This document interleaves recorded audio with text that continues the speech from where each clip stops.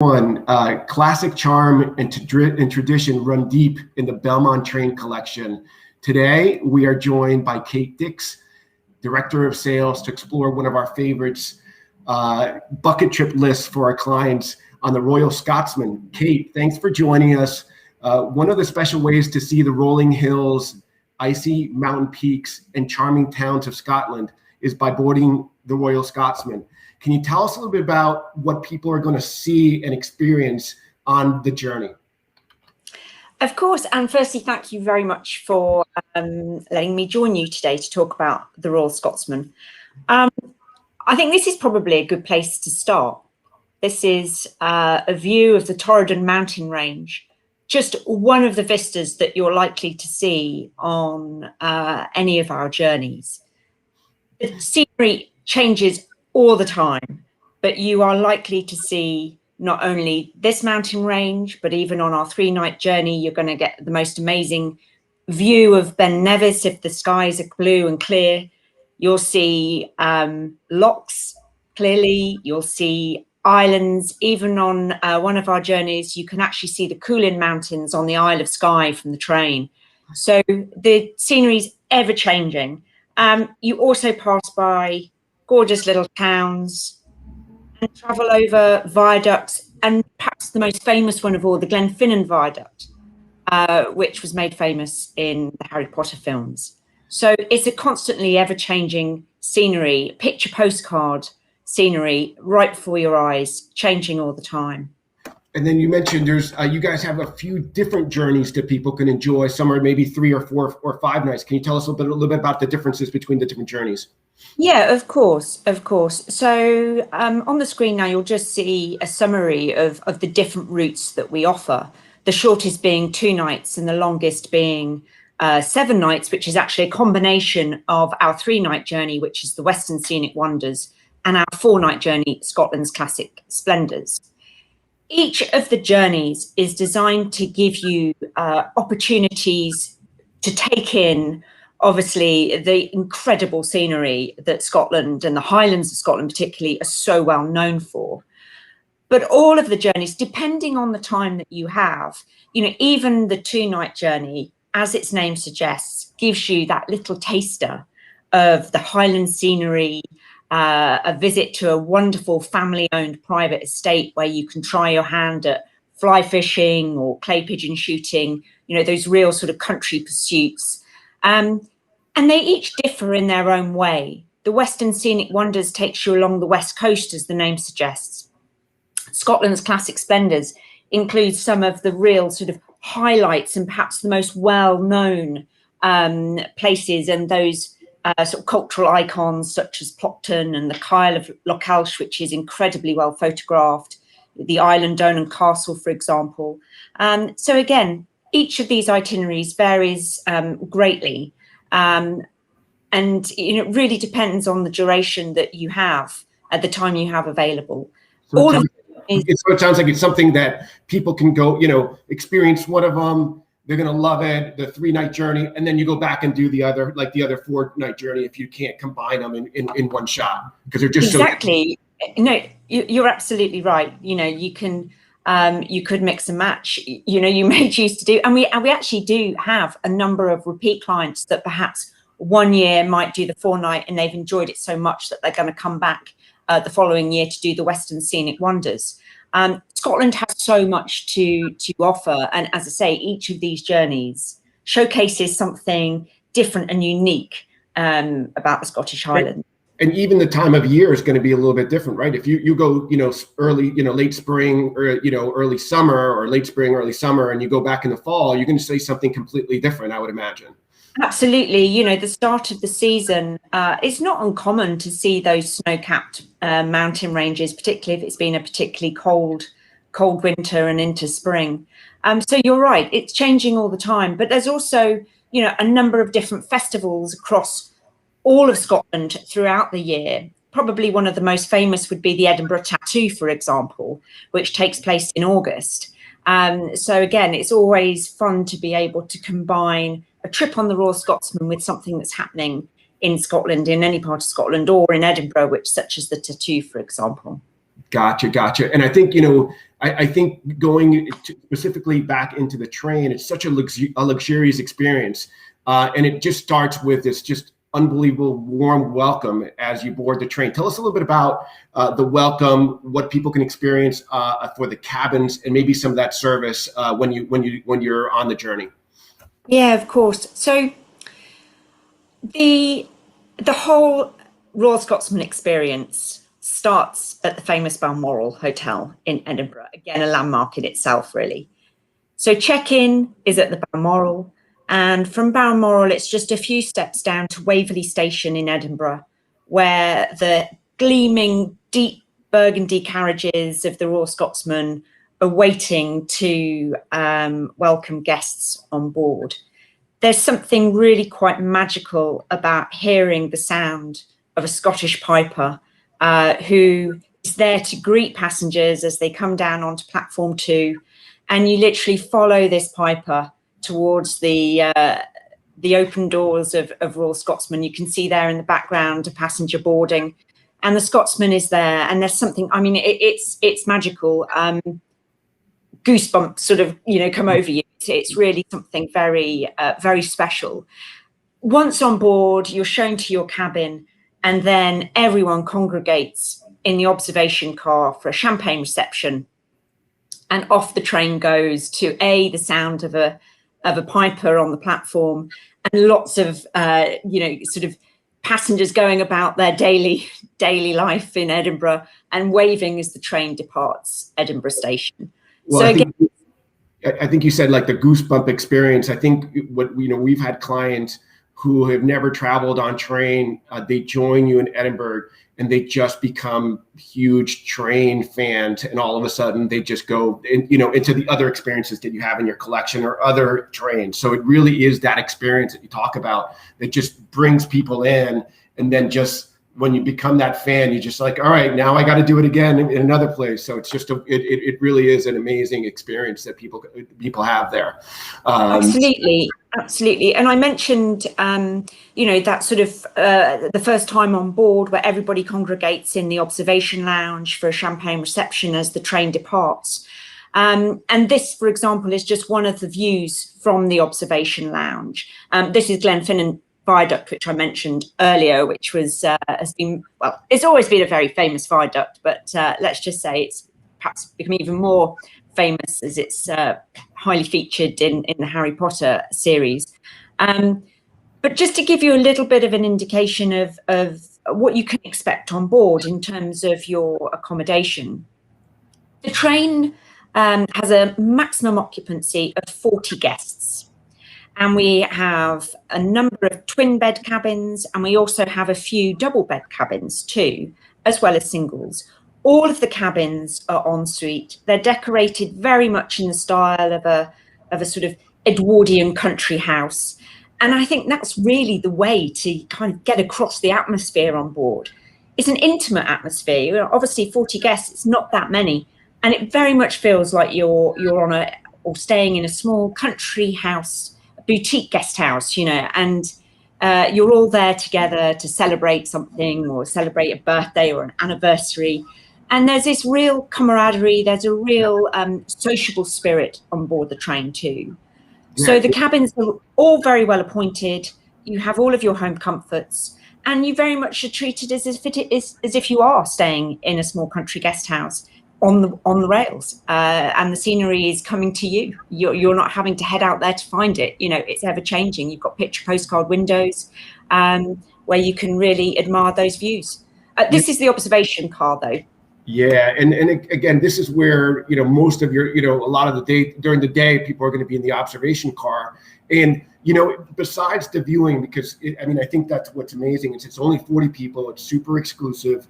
You have this beautiful observation car, but people are just transfixed with the views. But besides the views, there's some.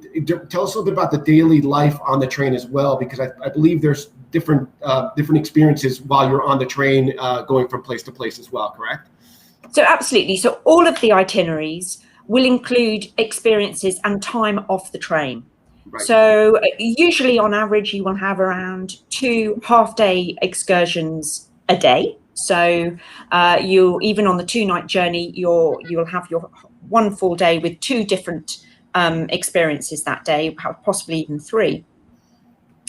And the range of experiences is really quite incredible. We always try and include something for everyone. And I think, over the years, we've adapted our itineraries as well to take in the fact that our audience is getting slightly younger. We do have families on board. We have honeymooners. We have people wanting to be a little bit more active. So, for example, a number of different things that you could do off the train. If I focus on just a couple of highlights, maybe, of some of the itineraries. For example, on the Western Scenic Wonders, which is our 3-night journey, we actually offer an incredible trek at Glen Nevis. And on day 2, as I mentioned earlier, with clear skies, you can see the most incredible view of Ben Nevis from the train. So, on the Western Scenic Wonders, you're really getting out and about into this stunning countryside. You also can visit Mount Stuart, which is the most incredible house and gardens. On the 4-night journey, for example, you've got the town of Plockton that you can visit. You've got visit to the Rothy-Mercus estate, which is a fantastic private-owned estate where you get to meet the owners, you get to meet the countess, you get to go behind the scenes, you get to try your hands at a number of different activities. You could either do an estate walk with the estate manager. You might want to try your hand at fly fishing or clay pigeon shooting, which is great fun. And these are really, traditional sort of pursuits, not just in Scotland, but in the UK. And it's wonderful to have that opportunity to try something that perhaps ordinarily you might not put yourself out to do. And so you have this opportunity. And we see kind of like, what's great about all these active adventures is, like you mentioned, it's really pulling, a brand new set of clients toward you, because we are seeing much, a younger set going. We grew up, in casual work experiences, and dressing down, and people just want to be able to enjoy something that's, classic and a little bit more formal. And they go into this train, be able to experience, maybe dressing up at night and what have you, and then going out the next day and really being active is just, what a wonderful combination that you guys, what a great combination of experiences that you've been able to create. And then also, absolutely. And it keeps going on to Belmond and the train. And the food on the train is fantastic. Tell us a little bit about those experiences at night as well, and some of those options that people can experience during the day. Well, obviously during the day you're out and about, you're exploring. You might have played a round of golf, you might have been really active, you might have visited a castle, you might have shot a few clays, in clay pigeon shooting. So you've had this really active day, and you come back, we always have, on all of our itineraries, we will always have one informal evening and alternated with a formal evening, which gives you the chance to dress up if you wish to. We would suggest and really recommend and can help arrange this, that gentlemen don a kilt. It's not uncommon to get dressed up in your kilt for an evening. But really, I think it's sometimes easy to forget that you're on a train when you look at the standard and range of this beautiful, locally sourced cuisine that's coming out of a very small kitchen. It really is exquisite. It's restaurant dining. We cater, obviously, for all dietary requirements. And lunch is always, you're always back on board for a lovely lunch. You're always then enjoying a 3-course evening meal. You're never going to go hungry. All the food is included. You've also got an afternoon tea on board as well. And I think it's worth pointing out that all of your meals, all of your beverages are included on board. Yeah. And we have a fantastic team. We have a wonderful whiskey connoisseur on board as well. There's nothing she doesn't know about whiskey. I mean, we have 60 different whiskies on board, and she can tell you something about each and every one of them. And, it's good going if you get to try all 60 on a journey. You may, if you can do it, great. Yeah. You won't be getting off board very often then. No, maybe not, maybe not. But certainly, I think, you know, one thing that I find quite interesting is you often have quite a few people that might board the train and say, oh, well, I'm not, you know, I'm not really a whiskey drinker. And I can assure you by the end of it, she'll have found a whiskey that you'll like, because we've got 60, and obviously there's far more than that exist.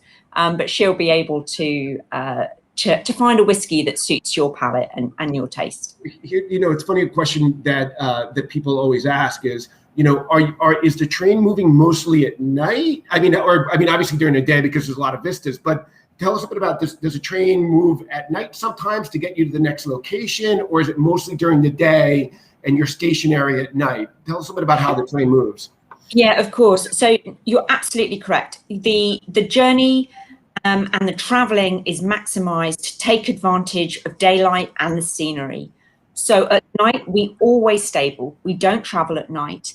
And what's so lovely is that on many occasions, you'll have the opportunity in the morning, for example, perhaps before breakfast, you might wish to head out for a short walk. I mean, one example of that is, you know, on the 2-night journey, the Taste of Highlands, and also on the 4-night journey, we stable on one night at the bridge of the Boat of Garton, which is a gorgeous little train station. That's actually a pub just right next to it, and also a golf course as well. You know, we haven't really talked about golf, but obviously there's a huge amount of opportunities to play golf with us whilst on board, which we can help arrange. But what's so lovely about the Boat of Garton station is that we're there overnight, we stable overnight, we don't move. So you can always be assured of a really good, comfortable night's sleep, particularly if you've made your way through some of the whiskies too. But the next morning, literally, you know, walk off the train, head off for a lovely walk. There's a beautiful trek actually very close to the Boat of Garton station. And then you can be back in time for a late breakfast. So the train really takes advantage of the scenery, and also then takes advantage of being able to make sure that all of our guests, after all that wonderful sort of Scottish air, fresh air and scenery and being out and about, that yeah, you're assured a very good night's sleep. There's all kinds of little experiences where, like you're showing here, maybe some local music will come on the train. Is this the pub next to the train station, or is this somebody who comes on board and does a little entertainment at night, or is entertainment off the train? Well, actually, this is on board the train. So gotcha.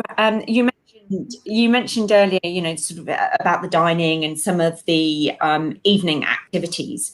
So of an evening, we always have some form of entertainment. On the left, you can see here the storyteller, the famous charismatic storyteller who comes on board for an after dinner, regaling Scottish folklore or Scottish tales. And he's incredibly entertaining, but he's also, he really captures your imagination too. He sort of really brings Scottish history and folklore to life. Obviously, it wouldn't be Scotland without a wonderful Scottish jig and a Scottish dance. And I would say this is one of my favourite experiences from my time on board Royal Scotsman.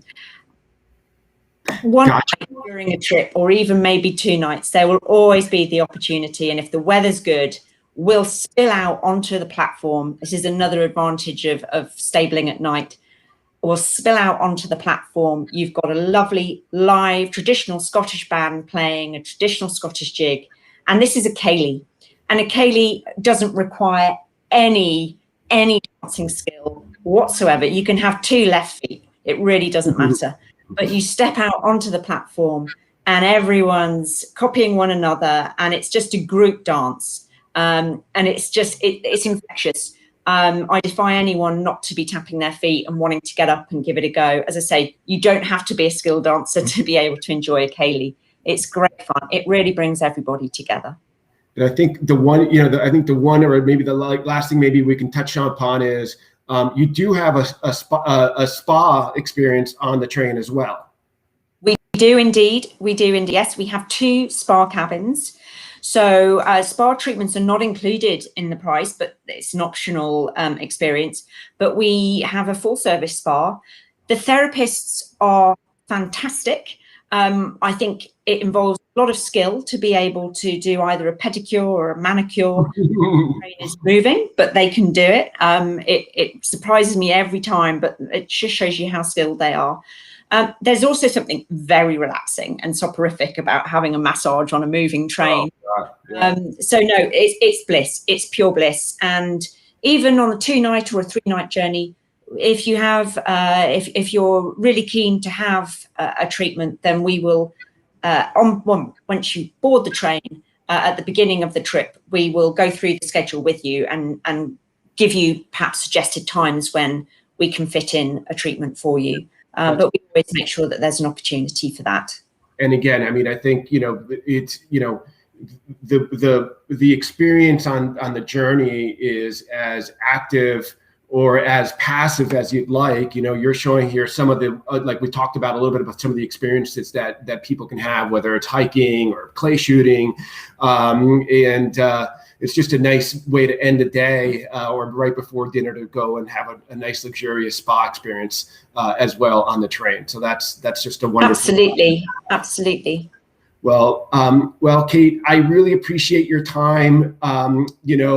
We love working with you guys. We love being part of Belmond Bellini, which gives us a few extra perks for our clients when they board the train.